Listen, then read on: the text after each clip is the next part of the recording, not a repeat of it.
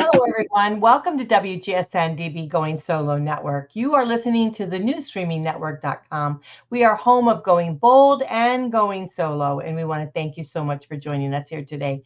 This show is called BizBuzz, Igniting Success, and we are just so happy to be able to share that with you. I am Cece Shatz. I am fondly called the doyenne of relationship building, and we've got a terrific guest with us today. We just don't want to wait another minute. We're going to talk about transforming brokenness. And, you know, a lot of us that are going through relationships and transitions and things like that, we share a lot of that in common. And so we've got a great guest today, Roy Sargent. Roy Lewis is going to be joining us. So let's bring him right up. Hello. Hello, Cece. Glad to be here. Thank you for inviting me. Oh, it is so great having you. Now, you are going to be, and I want to just make sure everybody knows, you are going to be on our Veterans Corner show at 8 o'clock. It's at 8 p.m. on a Thursday. So That's we want correct. to make sure that everyone knows that they can always find you, you know, when you come on that show. But I think you're scheduled for a few weeks out, but we can't wait to have you on that show. But you are an intentional leadership speaker. You're a keynote speaker. You're a personal life coach and a master fitness trainer. And so you really kind of, know how to connect with individuals and really inspire them. And so we want to thank you so much for being with us here today. So tell us a little bit about yourself and about, why this topic is important to you. Well, that's a great question. And I have to kind of drill it down to one simple story.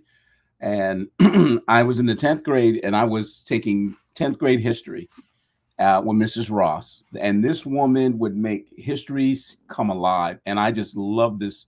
I loved her class. I was pulling straight A's for the first time in my life, pulling straight A's. And I came in one morning and Mrs. Ross pulled me to the side and said, Roy, you need to go to honors history. You're doing so well. And I sat back there and I said, thank you, Mrs. Ross. I'm fine the way I am. Just leave me alone. I'm good. And long story short, I'm embarrassed to say I called that woman every name in the book. Every name in the book. I even had a couple of race cards to play and stuff like that. And I just called her all kinds of names. But however, Mrs. Ross did not budge. So I went kicking and screaming at honors history.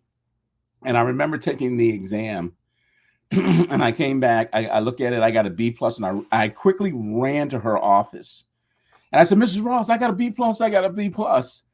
And in her Mrs. Ross way, she was an older woman, had her hair in a bun, had a tortoiseshell glasses, and she just looked at me, and I never forget the look that she had on her face. She was very calm, cool, collective, and she just said, very good, Roy, and just walked away. And I stood there for a moment, and that's the first time in my life I had an epiphany that I almost cried. I was like 16 or 17, and the reality hit me that this woman, I didn't look like her. I didn't come from the same side of the tracks that she came from. She ignored my complaining, and she motivated me. She made me better. And I decided right then and there, I said, that's the type of person I want to be. That's the person I want to have that kind of effect on people's lives. And it carried into my military career. It carried into my professional career. I just love encouraging people. I love sitting with people and having them work out their issues and just getting them to do kind of self-evaluate who they are. Because, today we're in a negative world.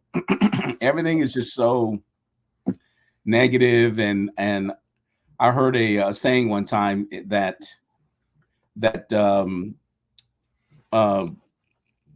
what is it? Comparison is the killer of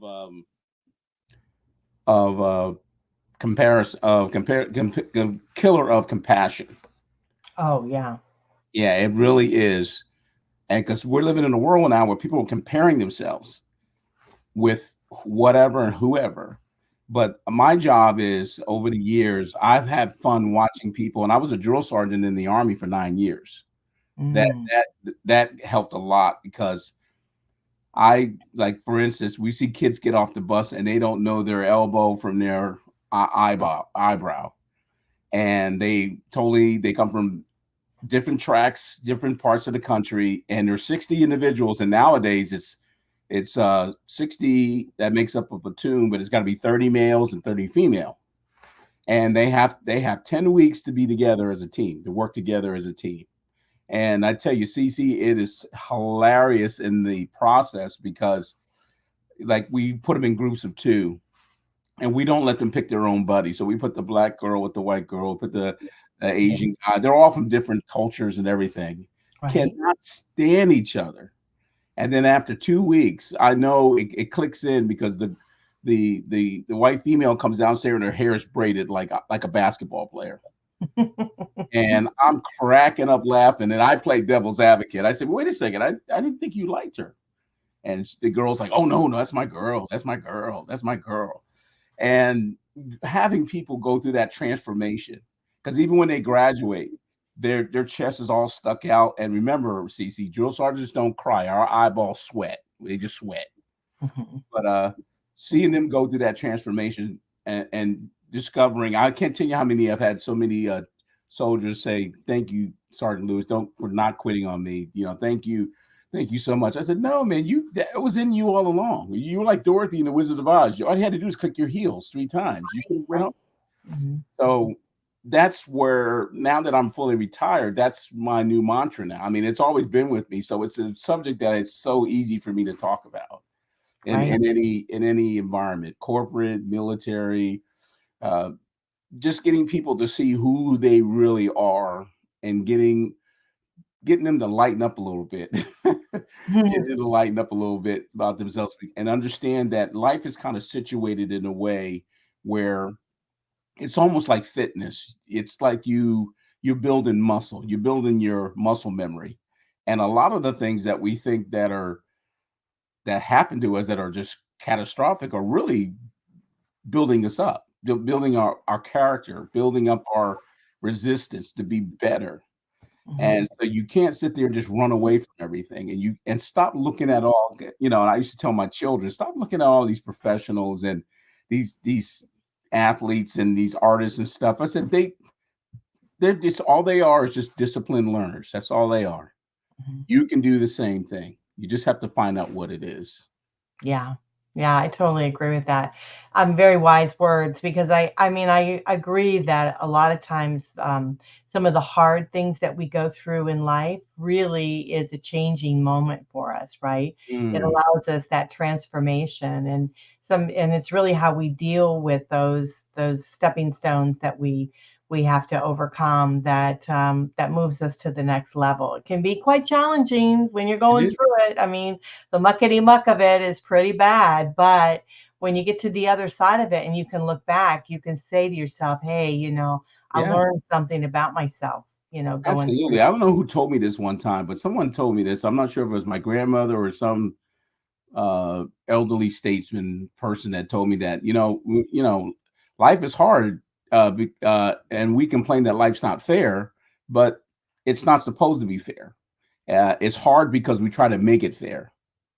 And we're that's where we get so frustrated. I mean, if I could share a quick little story with you, Please. how that worked. Like I got deployed in 2007 to go to Iraq. I was on a special ops team, and I had to spend an entire year in Iraq. And my team was tasked with the assignment to train the Iraqi army. And boy, that was a lot of work. That was a lot of work. However, I got over there and we had something happen in my family. My wife called me on the phone, and I have 2 children. I have a son and a daughter. And my son at the time was maybe 20 years old. And she just informed me that my son had been arrested by the local police. Oh, dear. And Cece, let me tell you something. I don't wish that on my worst enemy. And I'm not making it up. When my wife told me that on the phone, my knees literally buckled. I felt like I was going to throw up because I've never been in the back of a police car. I've never had any problem except for maybe a speeding ticket. That's about it. But she called me that my son was in the county jail and he had not 1, not 2, 5 counts against him. He was in a stolen vehicle. He had there was a weapon. There was all this stuff. And I'm sitting there and for like when, when it happened, I'm sitting there, I'm thinking I couldn't sleep for a week. I was just like, Mhm. oh my gosh, I'm thinking my son's gonna get beat up, he's gonna get, whatever. So let me fast forward. He eventually he was we bailed him out. He had a long lengthy court process that took almost a year. However, he did get acquitted and he Good. got released. And I was in Baghdad at the time, and I called back. We have a satellite phone that allows us to make phone calls back to the States. Mhm. And I called my house and I asked my wife, I said, how's my son doing? How's our son doing? And she said, well, he won't go outside. He's kind of, she says, I think he's depressed. Mm. And I said, and if those of us that are parents, we know when your children are really sorry, they go through something. Yeah. So I asked my wife, I said, put him on the phone, put him on the phone. And I said, hey, how's it going, champ? Oh, not so good. I screwed up and I did this. And I know I brought this little blemish on the family and this and that. I said, okay, I get that. I said, but what did I teach you? And he says, well, you taught me that everybody makes mistakes and everybody goes to that. And I said, wait a second. I said, what's the rest of it? He said, well, you said that people make mistakes, but what they do when you make a mistake and you fall, people are waiting to see what you do when you get up. And I said, bingo, bingo. Because if you get up, this is where the headlines are written. This is where you build your character. Because if you get up and you take ownership for what you did, that's which I believe you have, but you Mhm. get up and rise above this, nobody's going to remember that mistake, really, to be honest with you. They're not going to remember. Right now, they're looking to see if you're going to get up. And if you get up and you push through this stuff, it's going to build your character. And Cece, I can tell you, boy, he got up. And I remember we were in our church one time. He's talking to a bunch of kids at our church that were having some problems. And I said, look at him. I said, now I told my son, I said, now you're a role model. I said, because you've gone places that I've never been. Mhm. And I'm asking him, I said, what was jail like? Did they feed you? What is it like? And he's sitting there, but he's and now he joined the regular army. And the funny thing is he came in as enlisted, but he went to the officer side. And I went down, I had the wonderful opportunity to pin his bars on. And I went to his ceremony and he's sitting there and I pinned his bars on. I gave him his first salute. And I whispered in his ears, I said, okay. I said, army wise, you outrank me. I said, but genetically, I'll bring you downtown to Chinatown, sir. And he goes, no, Dad, you don't have to say that, Dad. You don't. I said, no, no. When you watch Forrest Gump, he says Lieutenant Dan through the whole movie, through the entire movie. So I'm giving you respect. You've earned it. And now he's just a sharp young man. And I told him I crack up laughing because now he's got 3 children of his own. Mm. And my oldest grandson is a slickster just like him. Oh my gosh. And I said, see, that's how God pays you back. He gives you a Xerox copy of yourself. Mhm. So it's a happy ending. But I told him, I said, you went through all that stuff and you came out better, and I don't want you to go do that, but you came out and you rose above your circumstances. Yeah, that's amazing. And that's great example because I think a lot of us go through, really bad things at times, and you're right. It's how you pick yourself up and how you move forward with that. And then you're right, people are watching. People are Yeah, watching you, how you do it, absolutely. and you can be an example. So yeah, perfect, perfect, Yeah. I mean, we live in a perfect. world today where it's the ones that are the most prettiest, or the one that has the most money, or the one that has the most talent.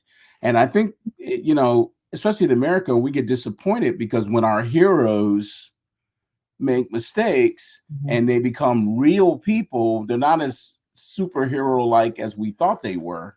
They're real people. We get disappointed. I had that feeling when Lance Armstrong, the guy who won the Tour de France 8 times. And I was a big Lance Armstrong fan.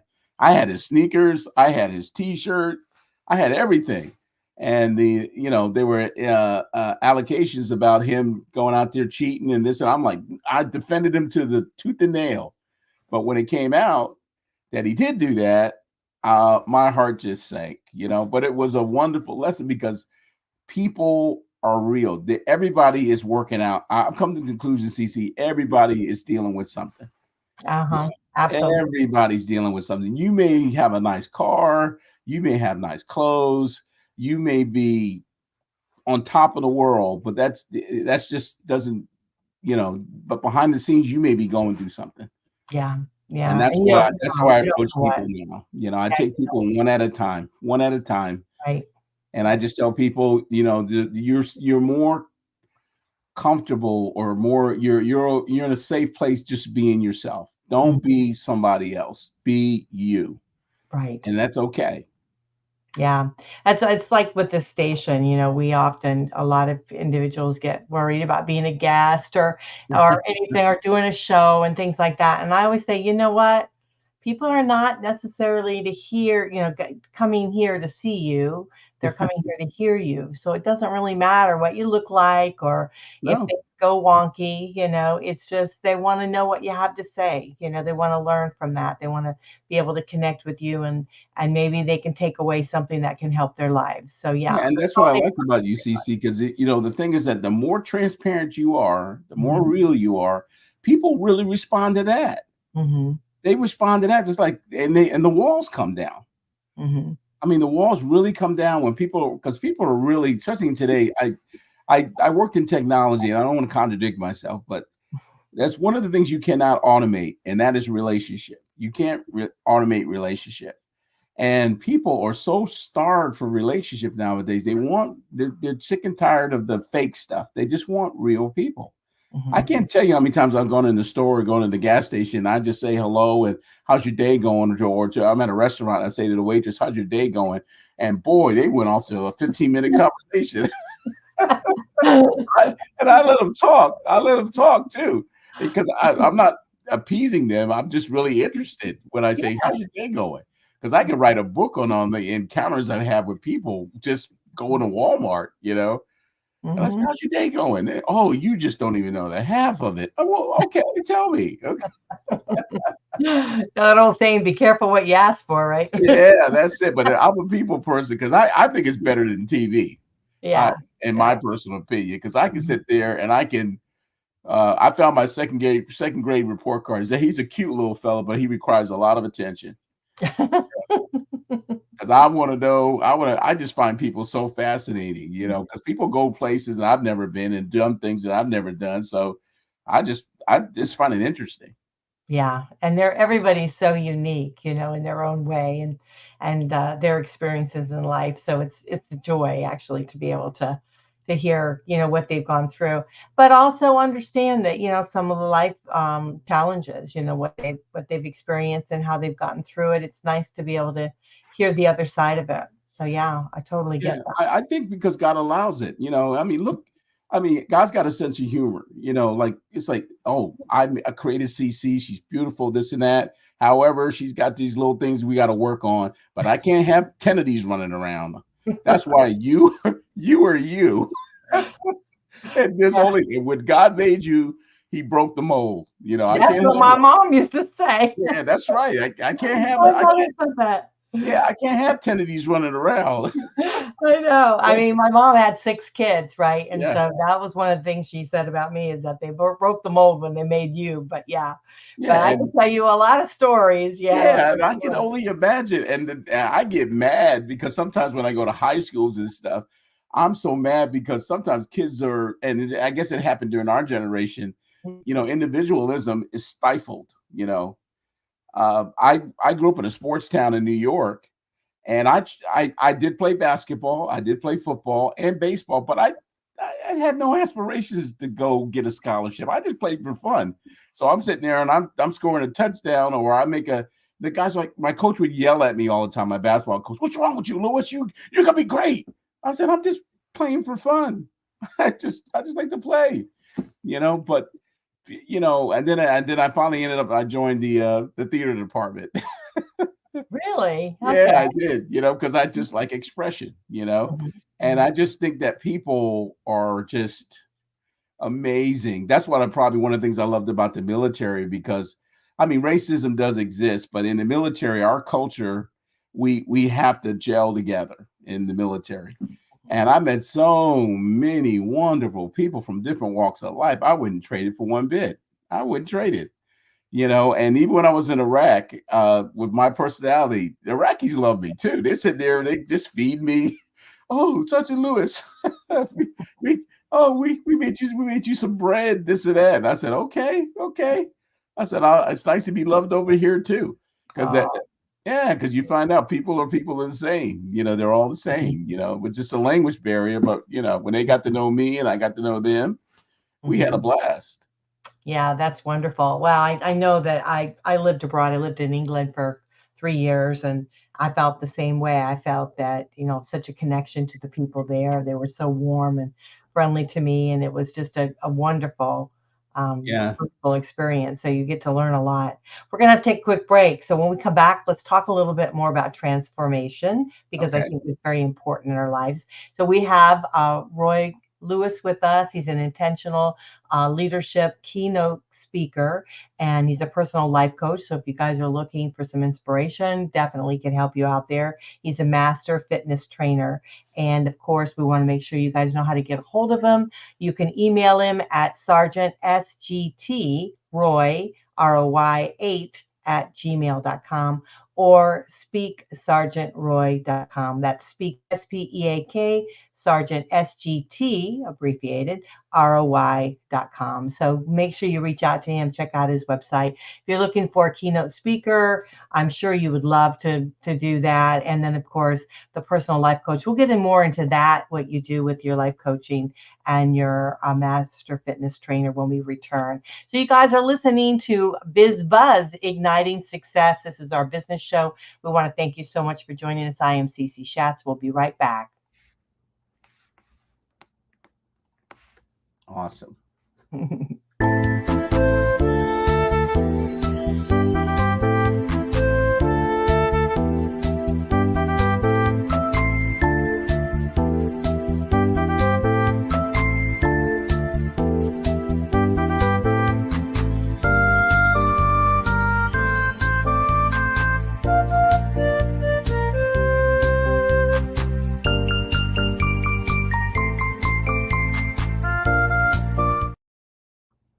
Well, welcome back to BizBuzz, Igniting Success, right here on newsstreamingnetwork.com. Check out all of our shows there. We hope that you'll enjoy them. And I want to thank those out there in the Roku land, because we want to thank you so much for listening to us.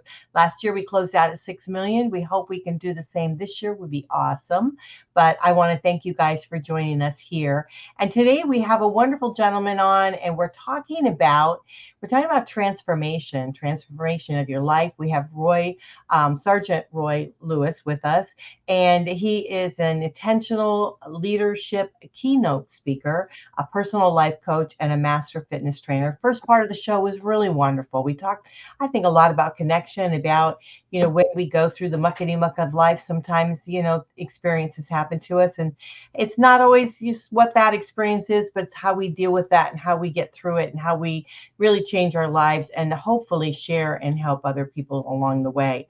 So let's talk a little bit about your personal life coach. Why did you decide to be a life coach?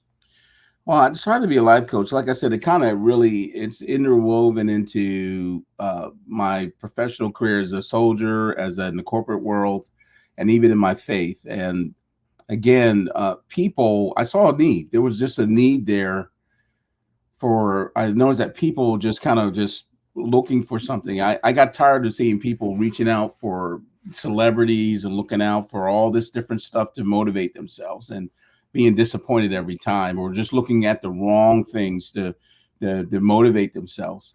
And they're just missing a plethora of things that are within themselves so they can pull from. And that's really motivated me over the years, is just to work with people. And then I got to understand how that works, how the human spirit works. Like, for instance, belief. People believe all kinds of things, but when I talk to people and listen to them with the things that they believe, they don't understand how the concept of belief, and it works that if you believe something, it permeates into your words you say, the things that you do, and how your character. So in other words, and I try to explain to them that, things that you're saying don't really line up to how you're living, and they have to coincide together. Like for instance, like as a fitness trainer, I have people that come in and they say they want to lose weight and they want to get in shape. And I say, okay, great, we can do that. I said, why do you want to do this? Well, I want to look better in my jeans, or I want to do this or that kind of thing. And I said, okay, I'm going to say a 4-letter curse word that you're going to get mad about. I don't know. I hope you take it very well. And they said, what's that? WORK, work. It's called work. Because behind anything, like for instance, I'll give you a short story. My son was into basketball. He was in high school, and he was just thought he was all that in a bag of chips with a basketball. And I said, okay, no problem. I have my brother is a college basketball coach in Texas. So I sent him down one summer to go to some of my brother's basketball camps. And my son went there, and I called him. I asked my brother, how's he doing? He says, oh, he kind of like to sleep in, doesn't he? I said, yeah, he does. But, keep working with him. I'm telling you, Cece, I came back. My son, I didn't mean for that to happen, but he quit the basketball team. He quit the basketball team. I said, why did you do that? He says, well, man, you got to do drills, and you got to do this, and you got to run, and you. I said, oh, okay. I said, so those people you see on TV, there's a work ethic behind it, is what you're saying. Yeah, Dad, I just like to play for fun, this and that. And I said, okay, I'm not mad at you, but I didn't want you to go years down the road with a false sense of security, thinking that you're the greatest basketball player in the world, and you're not. However, if you want to do the work, it is there for you. And I say that even with all my clients. If you want to be the best painter, if you want to be the best whatever, it comes to that, down to that 4-letter word. Are you willing to do? I'm thinking about putting that on a t-shirt. Do the dang work. Just do the work. Because I tell, even when I'm talking to high school students, you can be, they say that, yeah, I've heard that before. Yeah, I can be anything I want. Yeah. Well, that's how, logically, that is true. If you're willing, there's a condition. You have to do the work. Now, if you don't want to do the work, then you choose something else. I said, that's the difference between people that have a passion. When you look at people, I remember looking at a person that knows what they want to do, he or she, what they want to do. It's just an incredible thing. They will do what they want to do, regardless of money, time, or resources, because they know they want to do that, and they're willing to do the work. And they should really reap the reward of that. I just get a little annoyed because we're in a world today now. People want the rewards of like somebody like yourself that's been doing radio for years and years and years, and you got people walking in. They just want to instantly walk into success. Yeah, it's not going to happen. No, it's not going to happen. Yeah. And you have to know why you want to do something. I think too, I like what you're saying, because I think a lot, because I know, for instance, my son he wanted to play football, right? And because, all the girls like football players and all this when he was in school, that's what he wanted. He wanted that letter. He wanted the jacket. He wanted to see all the externals, right? And then he finds out what football is, right? And he goes, Mom, I quit football. And I said, why you quit? He goes, because they tackle. And it's like, yeah, you got to know why you want to do something. You got to know why you want to do something. I mean, I have an example. My younger brother, he got a full scholarship to SMU University. However, I can remember when we were kids, he always had a basketball in his hand. And he was like going over to the courts by himself, shooting free throws, and just nobody around, just doing it. Nobody told him to do that. He just did that on his own. So when the discipline came for him, when he played formalized basketball, it was people like that. When they know what they want to do, it's not work. It's just really not work. Like when I joined the military, I sat back here. And I remember I went to basic training, and I got nervous because the drill sergeant's yelling about mopping and sweeping floors. And I'm like, I wasn't nervous about that because I got yelled at that about that on a weekly basis. So my grandmother, my mother, and my parents, they instilled that in me, a work ethic. So Hmm. I was not afraid when the drill sergeant come in there screaming and yelling, "I want these floors mopped," and I'm like, "Okay, no problem. Spick and span, no problem. I'll have it done." So, but once you decide what you want to do, that's why I tell a lot of people as they're listening to this broadcast is that you have to find you have a purpose. I believe everybody has a purpose. Hmm. I'm not talking about you attaching yourself to somebody else's purpose. I mean your purpose. What is your purpose? Uh, I tell a lot of teenagers, what is the thing that's going to make you get out of the bed? What is the one thing that's going to get you so psyched that you'll do it for free? You'll do it for free. You'll do it regardless. And once you find that one thing, you are en route to success. Yeah. And You, I will add about my son is that I think my son realized that you can get hurt, doing the football. And that wasn't something he was willing to do, right? And so I will say that today he's a fabulous artist. I mean, he's a wonderful yeah, human being, but that wasn't his passion, right? And so he found it out was what his his passion passion.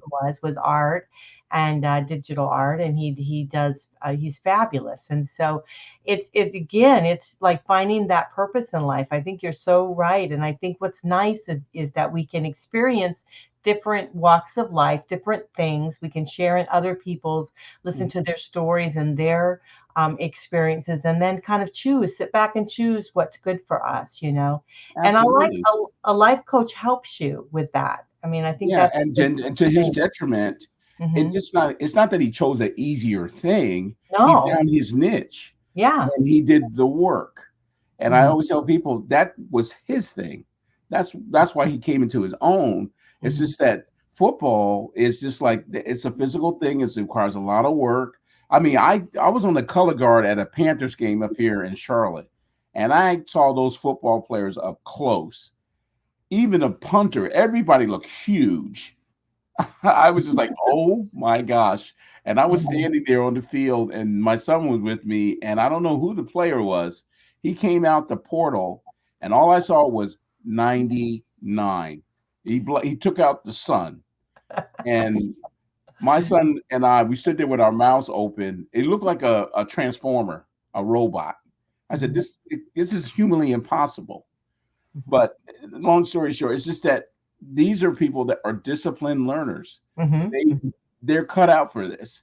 So just like your son, he did art. We have artists in our family. My father-in-law is a bona fide artist, mhm. and it's just that's who he is. That's what Yeah. he does. I mean, Mhm. he forgot my birthday one year, and he ran upstairs, and I got it over here. He made a caricature of me and put it in a frame, and it's the best birthday gift I've ever had in my life. Oh, He nice, looks just nice. like me. Looks just Mhm. like me, and he's so talented.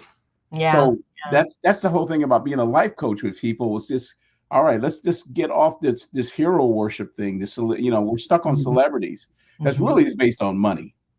mhm. It's really want to get I tell people the music industry. I'm partly a musician too, but all the music is just really based on girl boy bands and stuff and getting the girls to buy all the records and everything like that. So you know it is what it is. But Mhm. you got to find your niche. You got to find and bravo to your son to be able to recover from football and just go right into it because that's what he was destined to do. Yeah, yeah, he's actually very good. So I think he realized, hey, I'm gonna get my hands hurt from doing this football stuff. Forget it. And we were all so shocked that he didn't want to do it because he was so geared up. He was excited about it. And then he went to practice and stuff, and he goes, "They tackle, you can get hurt. I don't want to do this." Yeah, I quit the basketball team, but I had that moment where like I said, I came from a sports town and Mhm. I felt like I was like a loser because I wasn't doing the sports thing. But I went into the performing arts. Yeah, And I was yeah. like, hey, and then boy, that was me right there to give a Mhm. speech and stand in front of people. I could do this all day standing on my head, Right. you know. Yeah, we all have our own gifts. We all Yeah. have our own thing. And so yeah, it's really finding yours. And I believe a life coach really can help you with that. If you find yourself, in where you need a little bit more inspiration, because we all have it down deep, it's bringing that forward.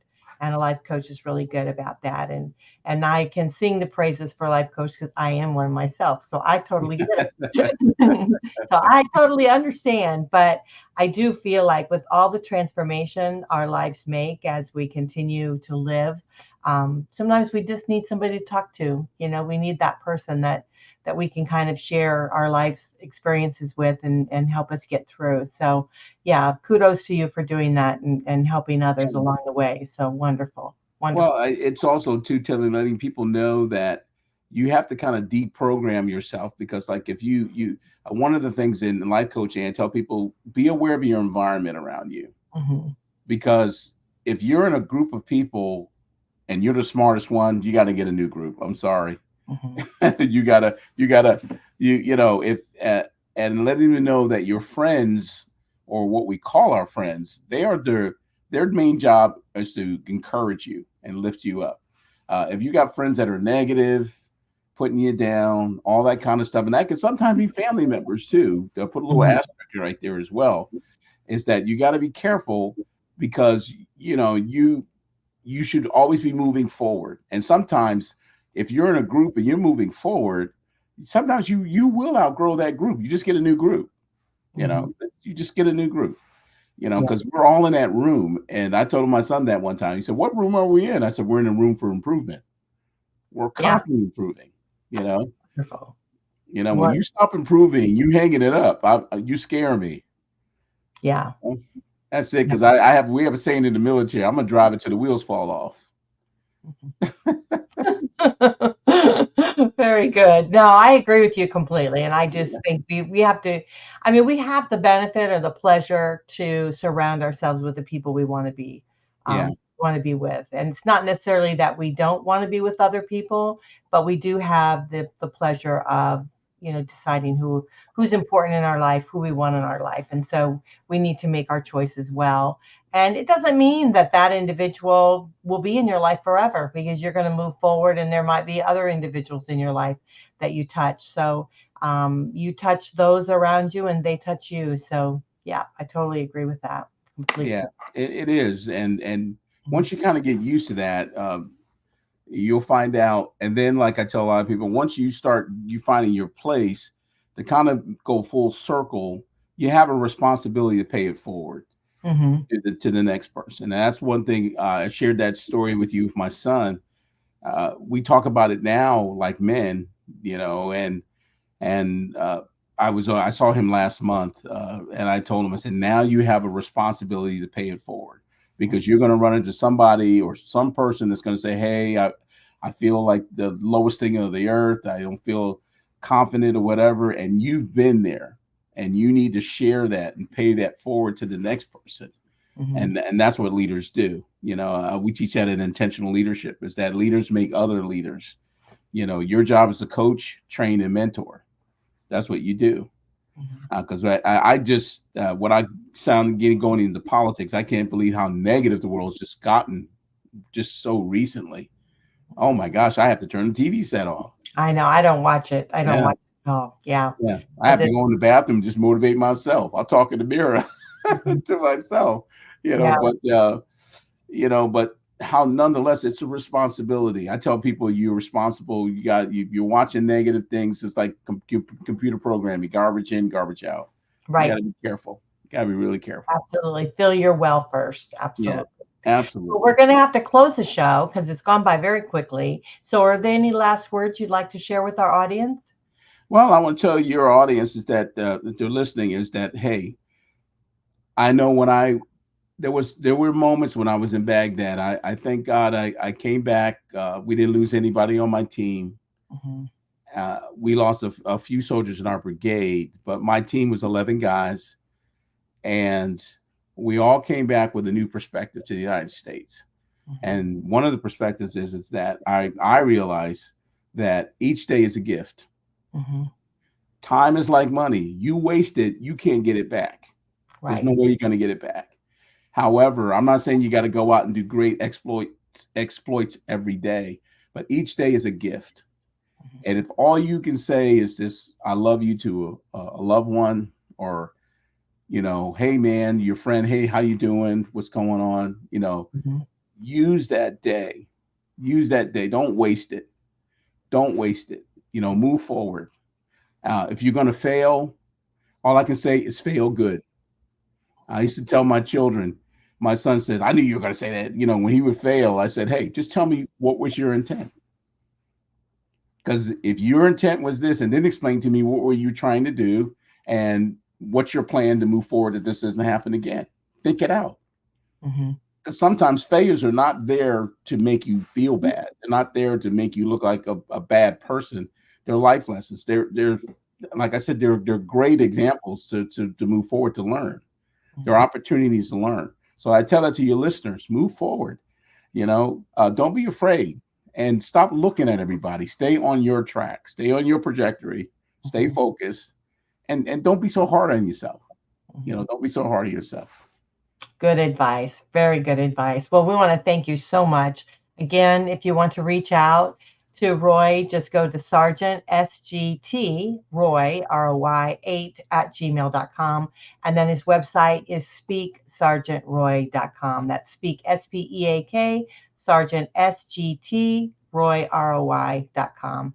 And make sure you check out the Going Solo Veteran Show that he's going to be on here in a few weeks, where we're excited about having him come on the show with us. I'm not sure what date you guys decided on, but I know it'll be a great show to be able to hear about your stint in the service and all of that. And we want to thank you for your service, because we do appreciate you and all of those that do serve us. So thank you so much. No, thank you, Cece. You guys were worth it. So thank Good. you. Wonderful. Well, again, Sergeant Roy is a intentional leadership keynote speaker. He's a personal life coach. He's a master fitness trainer, which we didn't talk too much about that. So we'll have to get into that more maybe another time. But we want Absolutely. to thank you so much for being on the show here today. We are so pleased to have you. You guys, you're listening to BizBuzz Igniting Success. This is our business show. We hope you enjoyed it. We are on the newsstreamingnetwork.com. Be sure to listen to WGSN-DB, Going Solo Network. That is our internet radio station. We've had that station for, like about maybe 14 years now. So we've had it for a long time. So we want to thank all of those that listen there. We do appreciate it. You can get it in your car. It's internet based. So please do. All of those listening on Roku, thank you so much. If you haven't listened to us and you want to, you just find our new app. It's called newsstreamingtv.com, newsstreamingtv.com. You can download the app, find all of our shows, and we want to thank you so much. So thank you again, Sergeant Roy. We appreciate you. Thank you. I forgot to mention too, I have a book out there called Broken Things. You can find it on Amazon. So if anybody Oh, wants to, yes, yes. Thank you for sharing that. We should have talked about that a little bit more. So I do appreciate that. But maybe that is our reason to have you come back, and you can be on our office absolutely. corner. Yeah, we'll talk about that. So yeah, we appreciate you and all that you do, and you're so inspirational. So we want to thank you so Thank you. much for Thank you. that. Glad to be here. So Thank you, thank CC. you. All right, everyone, take care, and we'll see you next time. Bye for now.